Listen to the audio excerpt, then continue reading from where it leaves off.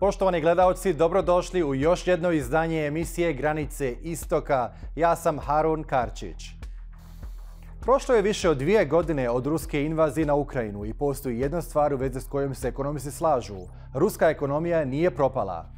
Takav ishod nisu mnogi predviđali kada su Evropska unija i SAD uveli sankcije Moskvi nakon invazije u februaru 2022. godine. Podcijenjeni su ogromni prirodni resursi zemlje, kao i kontinuirana važnost fosilnih goriva poput ruske nafte, plina i uglja na globalnim tržištima, te robe poput uranija koji SAD i dalje kupuje u velikim količinama. Sada rasprava o ruskoj ekonomiji i energentima ima trezveni ton. Prije razgovora sa našim gostima, pogledajmo grafiku o tome kako je Europska unija smanjila ovisnost o ruskim energentima u protekle 2 godine. Uvoz plina iz Rusije u Europsku uniju drastično je smanjen nakon invazije na Ukrajinu. Istovremeno porasla je količina uvezenog ukapljenog prirodnog plina od novih dobavljača. Udio ruskog plina koji Europska unija uvozi pao je sa 40% od 2021. na približno 8% u 2023. Posmatrajući kumulativno uvoz plina cjevovodima i ukapljenog prirodnog plina Europskoj uniji, Rusija je isporučila manje od 15%. To znači da određene zemlje i dalje uvoze ruske energente. Norveška i Sjedinjene Američke Države bile su najveći dobavljači plina Europskoj uniji 2023. Norveška je osigurala gotovo 30% ukupnog uvoza. Dodatni dobavljači su Alžir, Velika Britanija, Azerbejdžan i Katar. Europska unija je zabranila uvoz ruske sirove nafte i rafiniranih naftnih derivata koji se transportuju brodovima. Zabrana uvoza snažno je pogodila Rusiju. Otprilike polovina njenog ukupnog izvoza nafte išla je prema Europskoj uniji prije rata u Ukrajini. Na primjer, 2021. godine Unija je iz Rusije uvezla naftu vrijednosti 71 milijardu eura. Od toga sirovu naftu vrijednosti 48 milijardi i rafinirane naftne proizvode vrijednosti 23 milijarde eura. Gubitak tog glavnog tržišta ima znatne strukturalne posljedice za Rusiju, čiji budžet u velikoj mjeri ovisi o prihodima od nafte. Ograničenjem cijena tzv. Price capom dodatno su smanjeni prihodi koje Moskva ostvaruje, te su stabilizovana globalna energetska tržišta. To znači da su zapadne usluge transporta ruske nafte dozvoljene samo ako se ona proda ispod $60 po barelu. Cilj je ograničiti ruske prihode od prodaje. Međutim, već gotovo godinu dana Rusija prodaje naftu po cijenama blizu tržišnim, i to zemljama Azije i Afrike, ali i Europe. Aziji i Africi prodaje legalno, ali Europi prodaje putem tzv. Flote brodova u sjeni, shadow fleet, registrovanih na treće subjekte i offshore kompanije, čime Rusija izbjegava sankcije. Praksa je da tankeri dovezu rusku naftu i prebace je sa jednog broda na drugi brod u međunarodnim vodama, čime se zamagljuje porijeklo, ali i krajnji kupac. Deseci takvih transfera svake se sedmice odvijaju u Lakonijskom zaljevu u Grčkoj, usputnom stajalištu na putu do Suezkog kanala i azijskih tržišta. Brodovi su registrovani na offshore kompanije, čije je porijeklo teško utvrditi. Međunarodni monetarni fond nedavno je prognozirao da će BDP Rusije ove godine porasti za 2,6%, što je veliko povećanje u odnosu na procjenu iz prošle godine.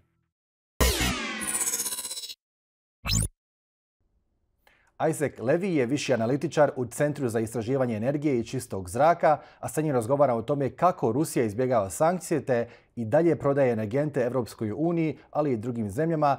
Isaac, hello and welcome to the Al Jazeera channel, and thank you so much for taking time to speak to us. Now, let me start by asking you, I recently came across a report published by your organization, the Center for Research on Energy and Clean Air, about Russian fossil fuel exports and the impact of sanctions. Now, what struck me most was the fact that a major EU country and a NATO member state, France, still purchases quite significant amounts of gas from Russia. Tell us more about this.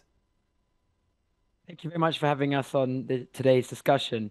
So France is a very essential player for the Russian gas market, with around a fifth of all Russian LNG shipments that go to the EU arriving in the ports in France. And France also plays a role in the transshipment of Russian LNG, which enables Russia to increase its volumes that stop off and are unloading this LNG into French ports that then pass on to non-EU countries, and that's for about 20% of Russian gas that enters the EU being shipped further onwards to non-EU countries.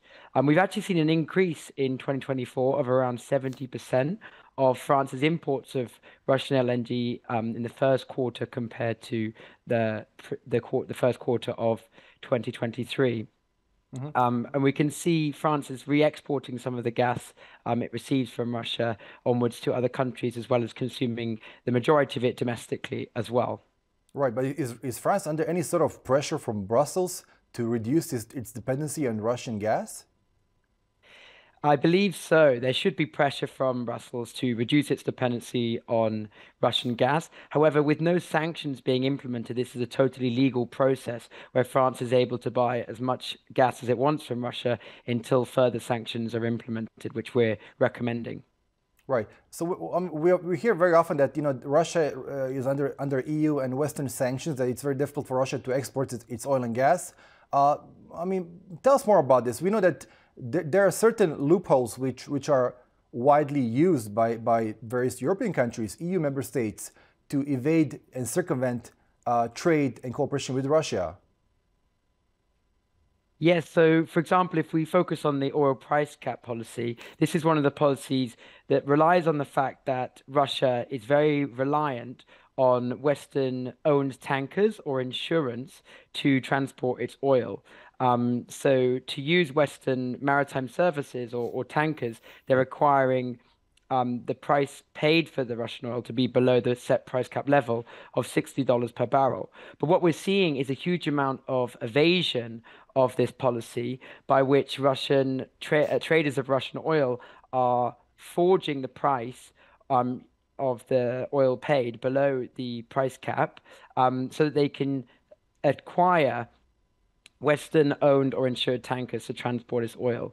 And these evasions are ways that we're seeing Russian export revenues rise and increasing their ability to fund the war on Russia. There is a bunch of other loopholes we can talk about. One of them, for example, is what we're calling the refining loophole, by Mhm. which there's no ban on third countries that don't impose sanctions on Russia, such as India, for example, that buy large quantities of Russian crude oil, refine it into oil products such as diesel or jet fuel, and export them back to countries such as the EU, UK, and United States of America.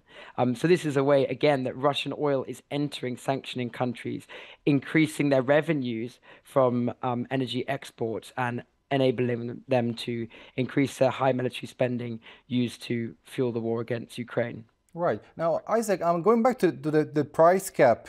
Producing a barrel of Russian oil is relatively cheap. I believe it's about $15 per barrel.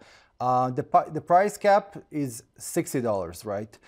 So Russia still makes quite a bit of money selling its oil abroad. Yeah, that's exactly correct. What we're estimating, as you mentioned, is the average cost of producing a barrel of crude oil is around $50 per barrel. So Russia's able to make lofty profits on these exports, even set the current level of $60 per barrel. So we're suggesting that this is way too high of a price cap to be set and reduce Russia's export revenues. But on top of that, we need to see much greater monitoring and enforcement of this policy to ensure that the price is actually paid at $60 per barrel and not above that, which we're currently seeing strong evidence that suggests that, for example, UK insurers are providing maritime insurance to Russian tankers transporting oil above the price cap and fraudulently producing the attestation documents that they need to prove the price was paid below the cap. Mhm. Now, tell us exactly how is Russia circumventing Western sanctions when it comes to selling its oil and gas, using the shadow fleet. And we know that Greece and certain Greek shipping companies play quite a crucial role in the transfer of oil from one ship to another in international waters. Yeah, so this is one of the ways that we're seeing when we're using our ship tracking data that over 700 ship-to-ship transfers of Russian oil were taking place within EU waters in the second year of invasion. So since the Russian war, there's been a massive increase in these ship-to-ship transfers of Russian oil in kind of coastlines such as Greece, which is enabling the obfuscation of the origin of this oil to mask it as not necessarily being from Russia, but mixing it with non-Russian origin oil and enabling it to be sold to those countries that impose sanctions on Russia. This is an example of a way that Russia is circumventing sanctions, enabling higher volumes and revenues from its exports, but posing a very big environmental risk as these ships sometimes turn off their tracking devices. This enables them to ship transfer and obfuscate the origin of the oil, as we mentioned. There's many other ways that we talked about, such as the blending of oil products, such as diesel. So we're seeing in some countries that have large storage tanks of oil products, they mix Russian oil with non-Russian oil and export the products again to sanctioning countries such as the EU. These are some of the measures that we've seen.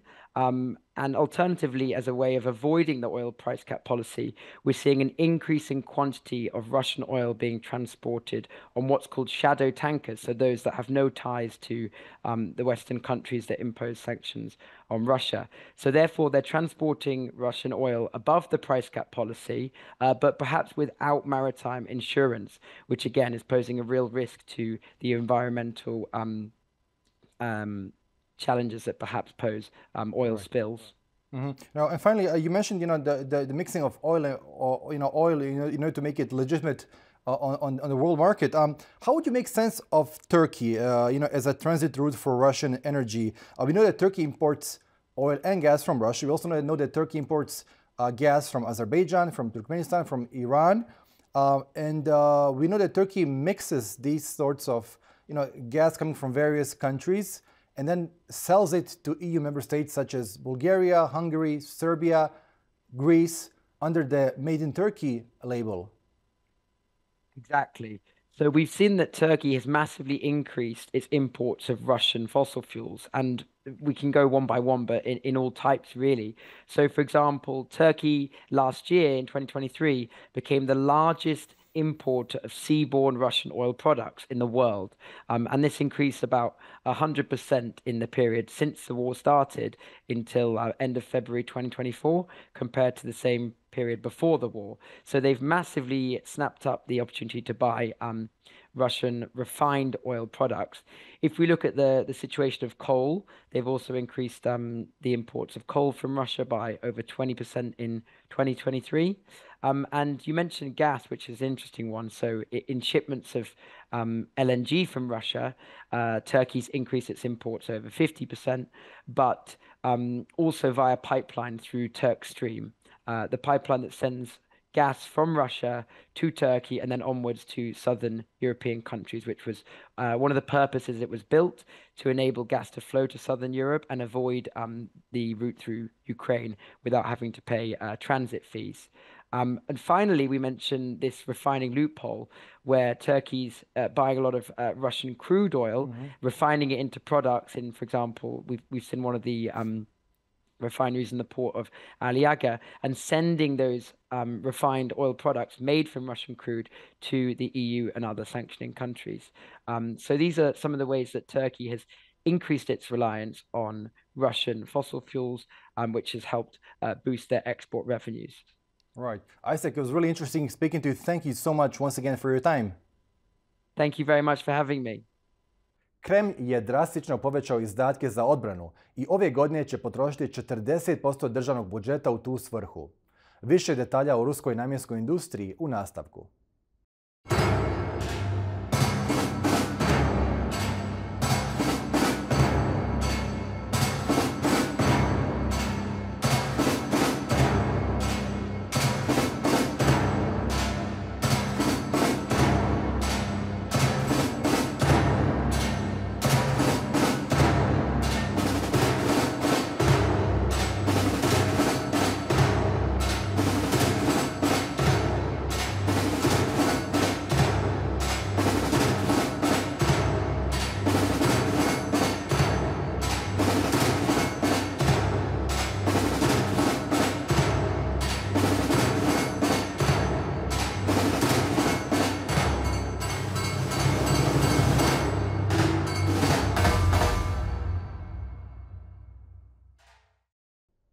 Iz Dallasa u Teksasu nam se uključuje Kenneth Daklava, profesor psihijatrije i konsultant američke vlade u pitanjima nacionalne sigurnosti. Kenneth, hello and welcome to the Al Jazeera Balkans channel, and thank you so much for taking time to speak to us. Now, let me start by asking you, a couple of weeks ago, I read your article titled A Psychiatrist's Take on Those Holding Global Power in 2024. And I was wondering, we have seen, President Vladimir Putin make foreign trips to Kyrgyzstan, to China, to the United Arab Emirates, to Saudi Arabia and Kazakhstan. Yet we were told that he's isolated. So do you get the sense that he's an isolated leader, that he's a pariah or not? Yes and no. He's a pariah, certainly in the West. He's a pariah, and he's now an indicted war criminal. So that gives him a pariah status that is difficult to shake. But in spite of that indictment, because of the atrocities committed in the war against the Ukraine, he's still been able to travel, as you pointed out, and it's expected that he'll travel to other countries that are either allies with Russia or other countries in the global South in the future. For example, yesterday or this week, the director of the Russian Foreign Intelligence Service, the SVR, Sergei Narishkin, was in Pyongyang, functioning essentially as doing quiet diplomacy or shadow diplomacy, and meeting with senior North Korean officials, and likely laying the preparation for President Putin's trip to Pyongyang at some time in the near future to meet with Chairman Kim Jong-un. So Russia is far from being isolated. Yes, I would agree. Now, going back to President Vladimir Putin, tell us, I mean, you're a psychiatrist, you're a professor of psychiatry. You have also done a lot of profiling throughout your career. Tell us more about President Putin's persona. I mean, what can you deduct from his speeches, from his writings, from his interviews, from his body language, his judo skills? President Putin has many hats that he wears. Most importantly, he's a trained KGB intelligence officer, but he's also a strong leader who believes in the power of a strong state. He has traditionally very good political and diplomatic skills. He's a master of sport in judo and a hachidan, an eighth dan in judo. And he's an expert in certain foreign languages. He speaks German fluently, and he's met with leaders all over the world. In terms of his personality, I would describe him the way I've described many other autocratic leaders. He's rational, he's ruthless, and he's resilient. And I think the latter is important because it's easy for analysts, especially in the West, to underestimate President Putin. And there have been countless articles and op-eds and predictions of his demise, of him being in bad health, of his losing power because of the war in Ukraine. And that hasn't happened. The latest we've seen on that is that the tragic terrorist attack by ISIS-K in Moscow last week at the Crocus City concert hall is thought to have weakened Putin. And yet Putin has rebounded from these type of things in the past, even when there was a tragic loss of life. Right, this is interesting what you just said, that Putin is resilient. I was wondering, to what extent does Putin's resilience depend on his inner circle? I mean, we've been told how he's in fact not that powerful, how he depends on the Siloviki and the oligarchs in Moscow and in St. Petersburg. Is that something you agree with? No, I think resilience is a quality that comes from within the person. Okay. Certainly he relies on the Siloviki, as you pointed out, but as Mark Galeotti, a scholar of Russian intelligence, has pointed out, Putin is an expert at playing off the Siloviki against each other.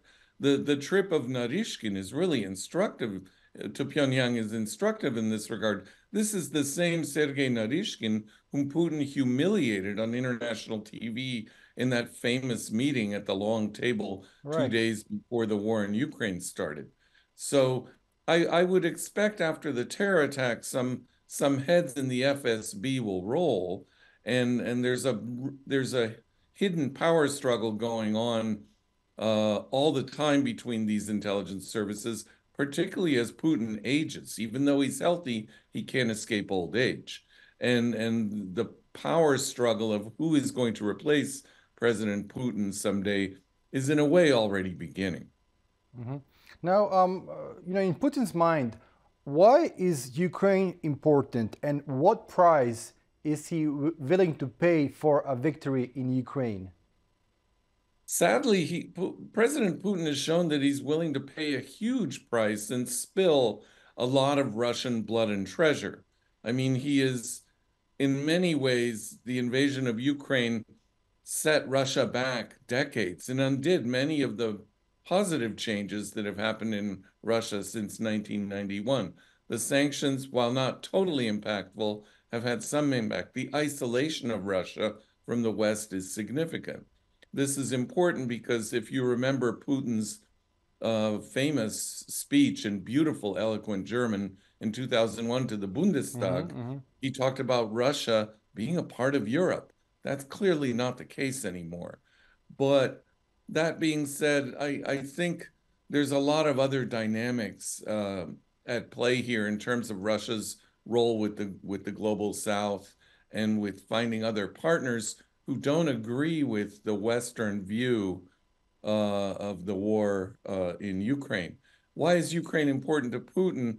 He sees it as an existential threat to Russia's having a strong state. And really, the war, in his mind, is not really only with the Ukraine, but with the West writ large.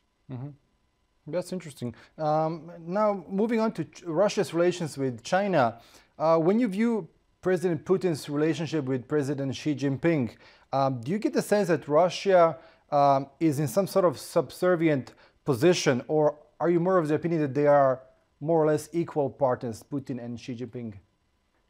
This is a great question. God forbid that President Putin, who's a very proud leader and very Russian to the core, would see himself as subservient to any other leader, let alone a Chinese leader. That being said, they've had a close relationship, but I would be careful not to overread into that. I think a lot of observers and analysts have overread their partnership as being closer than it is. I think it's tactical, strategic, utilitarian, and in a way transactional. But both are using each other for their own strategic ends. And I think that's important to recognize. The same would be true with Putin's relationship with Chairman Kim Jong-un. But Putin doesn't see himself as playing second violin to anybody.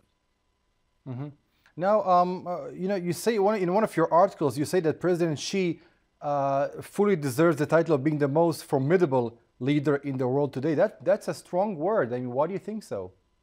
Yeah, it's hard for me to say that as a former senior American diplomat and as a proud American patriot. But I think President Xi has, in his 11, 12 years in power, navigated a lot of crises, and China continues to be a strong, very strong player in terms of its economic clout, even with the weakening economy compared to when he first took power.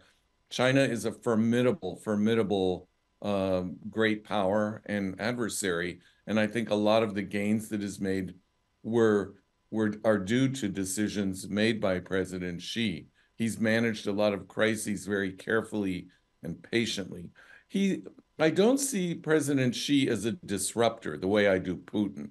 Putin, in a sense, by his war in the Ukraine, has blown up the post-1991 order, and even you could say the post-World War II, the security order that is held for 80 years almost. He wants more influence and more respect and more seats at the table and a greater role for China, but he's not a disruptor in the way that President Putin is. That's really interesting. That's something I noticed when it comes to Russia's and China's influence in the Balkan region. Russia plays the low-cost disruptor role, while China seems to be, paving the way for their Belt and Road Initiative, building highways that they will use 100 years from now. So they seem to be thinking really long-term, when it comes to global affairs.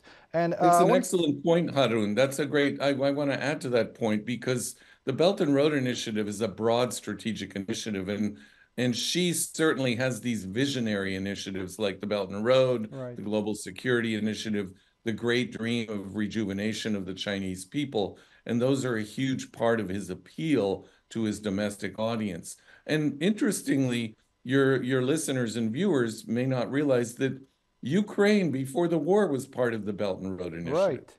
Right. So I agree that China, and even in places like the Balkans, it has more of a constructive role to play rather than Russia, which is very diplomatic, as we've seen in the chaos that they've sown in Republika Srpska, in Bosnia, in Montenegro with the attempted coups several years ago. Right. And they're trying to woo Serbia away from any possible alliances with the European Union. Right. Kenneth, I really enjoyed speaking to you. Thank you so much once again for your time.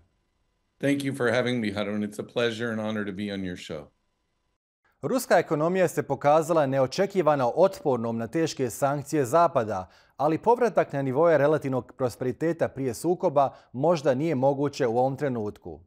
Visoke cijene izvoza energenata pomogle su ublažiti utjecaj sankcija, a vlada je uspjela održati kontrolu nad kapitalom što je stabiliziralo rublju. Rat, koliko god da crpi resurse, također je i pokretač ruske ekonomije.